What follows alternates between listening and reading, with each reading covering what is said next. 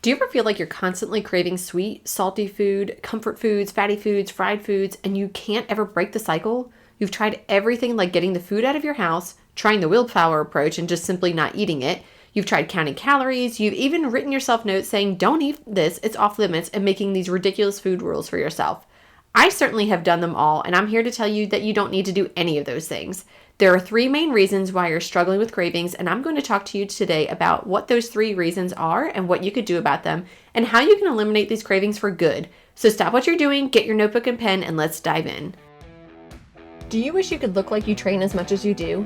Are you sick of scouring the internet for sports nutrition tips only to find information tailored to men? Do you wish there was a simple solution to fueling your body for your activity level? Are you ready to find freedom with food?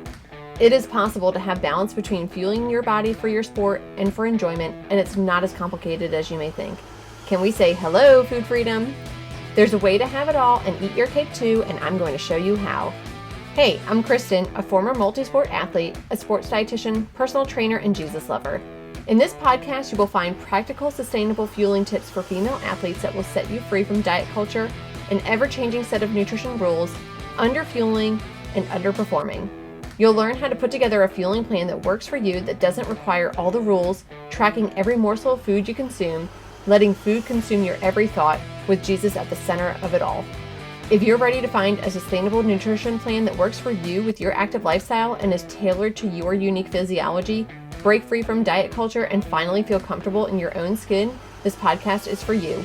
Whip up that smoothie, lace up your shoes, and let's jump in. If I had a penny for every time someone said, I am craving sweets or craving salty things, or I always have these cravings, what do I do about them?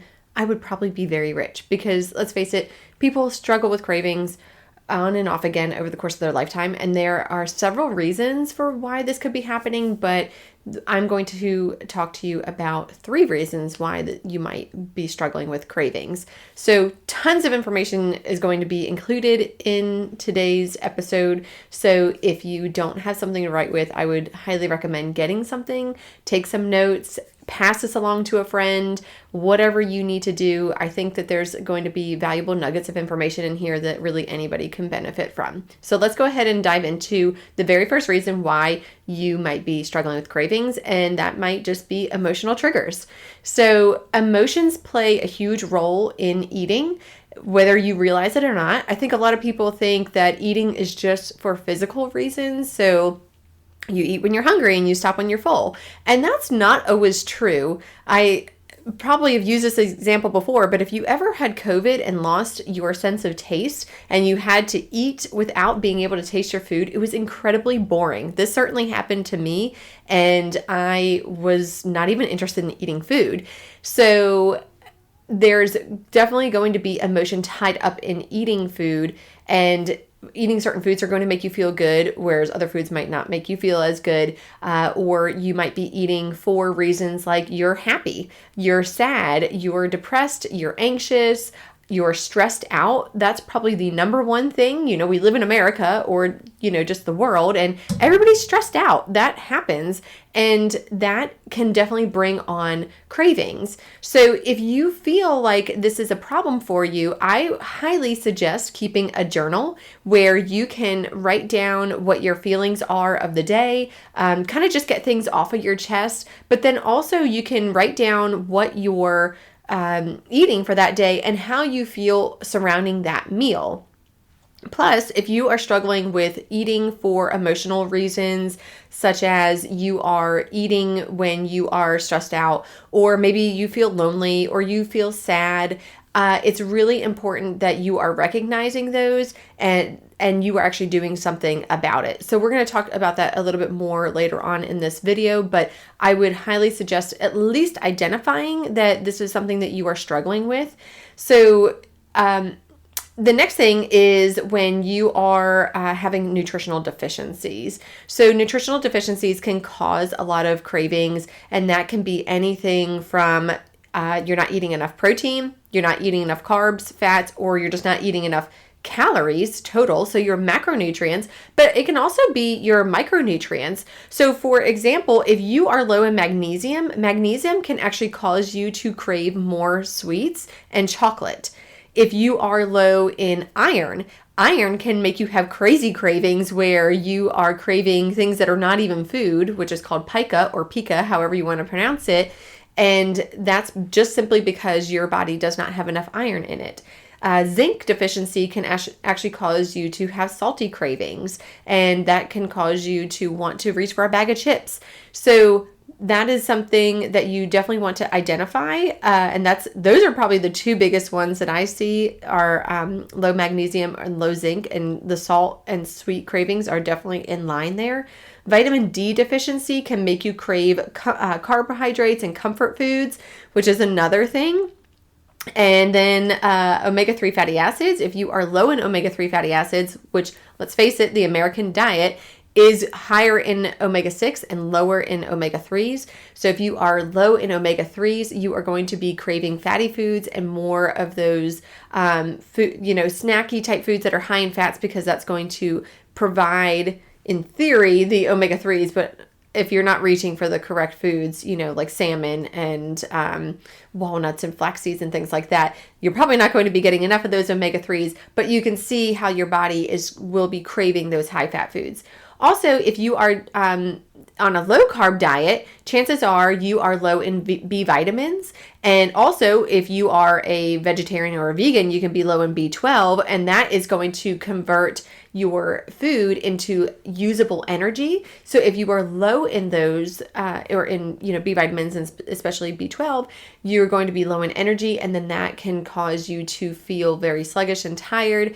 And so you're going to reach for quick digesting carbohydrates, sugars, things along those lines, so that you can get those quick sources of energy. So what I would recommend doing here is actually using a program called Chronometer, again, however you want to pronounce it, chronometer.com. This is something that I actually use with some of my clients from time to time, where you can input your food. So it's kind of like a MyFitnessPal, but better, because one, it's not going to have a bunch of people randomly adding foods in that you don't even know, if they have the correct information or not. It's going to have accurate information. But two, it's not only going to calculate your macronutrients, so your proteins, your carbs, and your fats, and your calories, but it's also going to calculate your micronutrients. And you can actually see where you're constantly low in. Maybe you're continually low in magnesium over the course of each of your days, or your vitamin D levels, things along those lines. So it helps you to identify those things. And I definitely recommend using this program as a tool, not forever tracking your calories, but it'll help you to identify, okay, I'm not eating enough protein, or I'm not eating enough zinc or magnesium, or whatever the case might be for you. You can also work with a sports dietitian like myself, and when I look at a client's foods, I can usually just tell from looking at it, okay, well, they're not eating enough nuts, for example, so they might be low in magnesium. And so that is a great way to, if you really can't figure it out on your own, is to work with a qualified professional, like I said, myself included in that, a sports dietitian, to help you identify where you might be low. Also, you can go to your doctor and you can get a simple blood test, and you can ask, I want to know what my vitamin D levels are. I want to know what my zinc levels are, iron levels, things like that. And they can do a simple blood test and tell you. So if you are low in those foods, then you obviously want to address them with a food first mindset. So not just reaching for supplements, but certainly changing your diet around so that you can incorporate more of those foods so that you are getting more of those nutrients. I'm going to give you an example of myself where I have been low in two things and I have had cravings. So one of them, and this probably sounds very, very familiar to you if you've ever had this happen to you, is I ate a meal. I didn't have a very big meal, but I felt okay afterwards. I was, satisfied. Maybe not full, but I was satisfied. And I just went about my day. And probably like 20 to 30 minutes later, I was like, I really want something sweet right now. I want a piece of candy or whatever it was. I was really willing to settle on anything, something that was going to give me something sweet, very quickly. And I was thinking through this, like, why am I craving this? Because sweets is not usually something that I crave. And I started thinking about it, And I was like, I really didn't have a very big meal, and that meal didn't have very much protein in it. So what did I do? I wound up actually eating more of my meal, and I had more protein. And guess what? My craving actually completely disappeared. It was because I had not eaten enough calories and I had not eaten enough protein. And I find this very often, especially with females, because they feel like protein is going to be something that is heavy. It's going to make their meal heavy, and they don't want to eat too much and they don't want to have a heavy meal. And so they just don't have enough protein and they don't have enough calories. I've also seen not enough fat and enough carbohydrates. And so any of those things can make you crave sweets in particular because your body's not getting enough energy. And so it's going to go for the quickest source of energy, and that's going to be something that is sweet. So I would highly suggest evaluating your diet using either Chronometer, or you can simply just write it down on a sheet of paper and identify, is this something that I'm not getting enough of, or am I getting enough of it? And, you can even write after each meal, I'm craving such and such a food, and you can start looking at trends. Like I said, if this is something that you're struggling with and you can't figure it out on your own, definitely, reach out, and I'd be happy to help you with that. Another example I'm going to tell you is a couple years ago, about 2.5 years ago, I was really struggling. I was tired all of the time. I had just had my third child, and I know you're probably thinking, oh, well, you had 3 kids. Of course you're tired. But I was really, really, really tired, like insanely tired. I was also craving salty foods all the time. I just wanted pickles and olives. I started craving coleslaw. Like, I don't know who craves coleslaw, but I was craving coleslaw.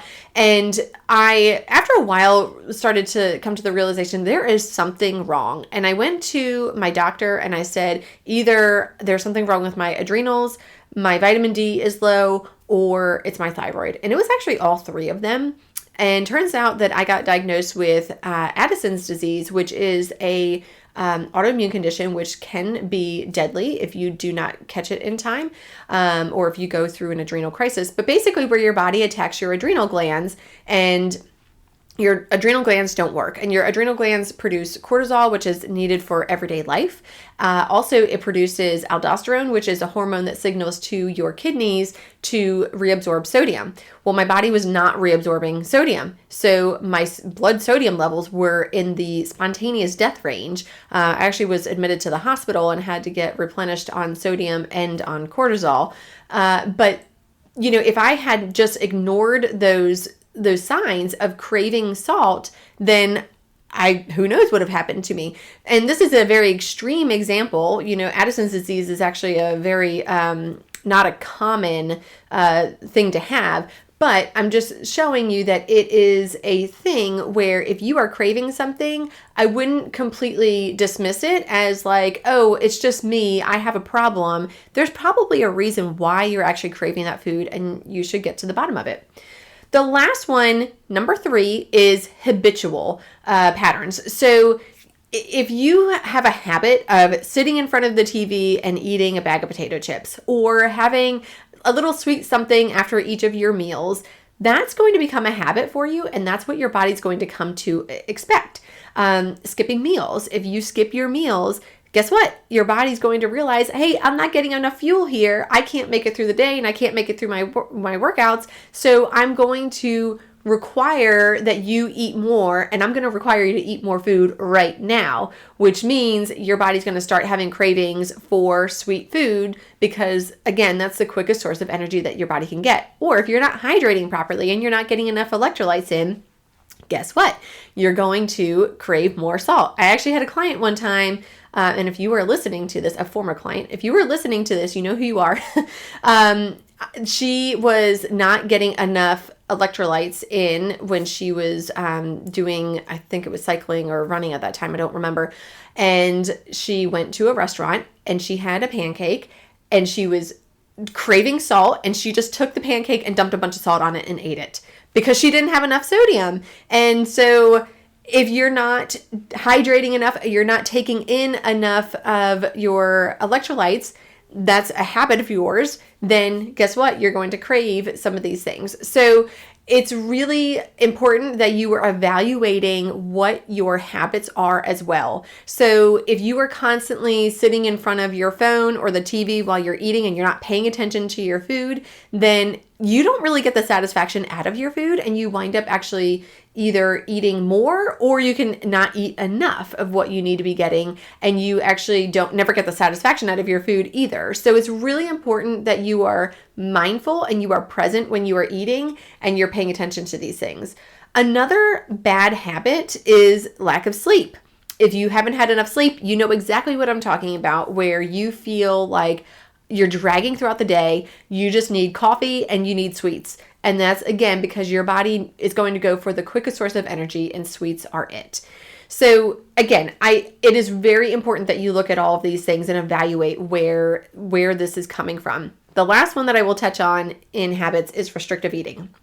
And this, again, is not to single out female athletes, but I see it a lot in female athletes, where you want to get faster, you want to get better at your sport, or you want to look lean and toned and strong and all those things. And so you wind up cleaning up your diet some, and then that kind of spirals out of control a little bit, and you wind up restricting your eating, and everybody starts saying, oh wow, you look so great. And then it again spirals out of control a little bit more, and now you're in this whole disordered eating pattern, and you are craving foods. This happened to me when I was struggling with my eating disorder. I would go to bed starving and I wanted food, and I would just be thinking about all the things that I wanted to eat, but I wouldn't allow myself to have. And it was because I wasn't eating enough. I was restricting my intake. I was still trying to work out, and I was in college at the time, and I was trying to, do a full course load and all these things. And my body just wasn't getting enough of what it needs. So I highly suggest ways that you can eliminate all these cravings is, one, to take a food journal. Just identify what the problems are. So is it that you are not getting enough protein, carbs, fat, or calories? Use that chronometer program, and I will drop the link in the comments below so you have that. So you can evaluate where your micronutrients are. Are you getting enough of those micronutrients, and could that be contributing? If it is something that is habitual, look at what your habits are and start working to change those. If you're not getting enough sleep, well, what do you need to do to get into bed earlier? If you are restricting your eating and that is something you just can't get past, that is where you really need to reach out for help. You need to work with a sports dietitian, and you also need to work with a therapist through that. If you are always reaching for something sweet after a meal, well, maybe you want to try doing something to distract yourself. Maybe you just go for a walk after you eat your meal rather than always reaching for something sweet. If this is something that you are still struggling with, I would honestly pray before your meals and ask God to help you through all of that. That is something that is probably an understated advantage to helping you in all of this, is asking God to help you, because that is a huge way that I actually worked through all of my issues, in addition to intuitive eating and being very aware of things. So like I said, I would identify what the problems are, try to work through those. And if you can't, reach out for help. I am happy to help you. If this is something that you feel like it's monumental, you can't work past these cravings, you could go onto my website and you can sign up for a free consultation with me, which is just elitenutritionandperformance.com/consult. And I'd be happy to talk to you and just identify where those problem areas are for you and how we can work through them to get rid of them. Now, I'm going to read you a testimonial from one of my former clients who is a high school student, but is about to graduate, and really kind of shows how intuitive eating combined with the science of sports nutrition can really transform your life. So this is from Jackie. She says, I have always struggled my entire childhood with obesity and unhealthy eating habits. The only way I ever learned how to lose weight was to massively cut back on calories, and that led to my disordered eating habits. Going into high school, I was insecure about my weight and had a terrible relationship with food. I got really into becoming an athlete on my school's rowing team and wanted to learn how to properly fuel myself. My parents hired Kristen, hoping she could teach me how to keep myself healthy and fix my relationship with food. Kristen taught me how to set a realistic weight loss goal, but right from the start told me I was a teenager and I should still have fun eating pizza and cookies with my friends. Hearing this from a nutritionist completely changed my view of food, and she allowed me to eat without ever feeling embarrassed and guilty. I logged my meals and took her advice on how to balance foods from each food group. If I ever had problems or immediate questions, I would message her and she would always get back to me quickly. I have learned through trial and error of how much of a difference eating healthy has made in my life. I felt happier and more energized for rowing. I performed better on my erg fitness tests when focusing on my water intake and proper snacking. Over the course of a year, Kristen taught me how to lose the weight I wanted while still maintaining muscle for rowing. Kristen taught me how to view food as a fueling friend rather than an enemy.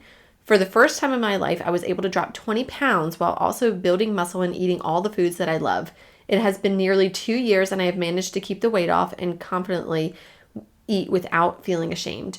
Now being much more confident and fit, I am hoping to serve in the military in my future. Kristen's help with my eating has led to so much of a confidence boost, and now I set bigger goals for myself. I can never thank her enough. So if this sounds like you are struggling with undereating, dealing with cravings, not being in tune with your body, not knowing what to do, not having any sort of a plan, please reach out. Again, go to my website, elitenutritionandperformance.com/consult. Schedule that free consultation with me. I would love to sit down and talk to you about where you are with things and how I can help you work through those and what all that would look like when working together. Hey friend, if this podcast inspired you, encouraged you, or changed you, I would love for you to leave me a review and share it with a girlfriend who will find it helpful or inspiring. That is the best way you can thank me and help me share my knowledge so I can help more people just like you. I'm so thankful that you spent this time with me today, and I'd love to connect with you. Join my Facebook group, Female Sports Nutrition, or send me a DM on Instagram, or hop on over to my website, elitenutritionperformance.com. I'll see you back here next week.